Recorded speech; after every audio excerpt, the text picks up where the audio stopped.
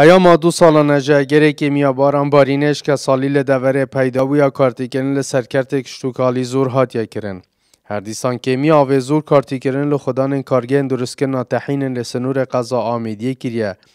که هر سال مها 10 کارگه درست کرنا تحین دست به درست کرنا تحینت کر بلام جه گره که میا آوه ای سال درست کرنا تحین دا کفتیه. و گران بونا بهای کنجیان جی بویا بارگرانی یک دن لسر خدان این کارگه هم تحینه. نسبت کنجی گلپور یکیم بو خلکی نکی یکیم کری نانی یوگران بوی نانی های کیلو الگلپور 1200 تقریبا السر بو گرانیویم ما بوچی تحین گران نکیه نانی اوجه بسیاره ام تحین خونشه نانی سالا که گران کن و اکی ارزان کن یا توبته گران بو بلو ام دخو کینا ضحیه بلو افصله بلو گران بید بس هم هر سعیت خویت پر فروشینو ام گران تلی نکین.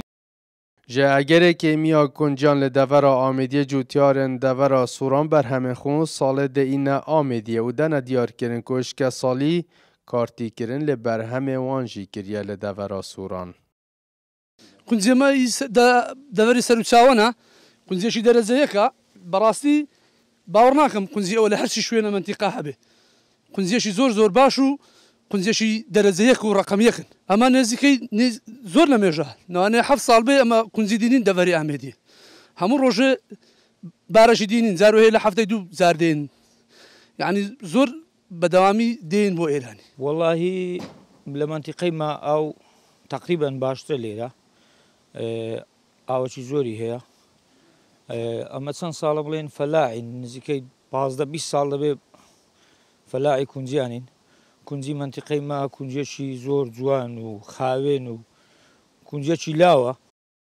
سالانه کارگین درست کرنا تحین پیتیوی به هزاران تانین کنجیانه هر دیسان پیتیوی به رجاکا زورا آوه هیدا کو بشن کار خوب بره و ببن. بلام جاگر گرانبونا بهای کنجیان که میا آوه زور کارتی کرن لسر کارگه تحین کرینه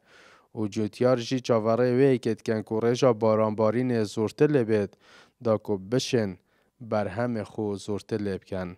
اسام عبدالرحمن با دینان آمیدیه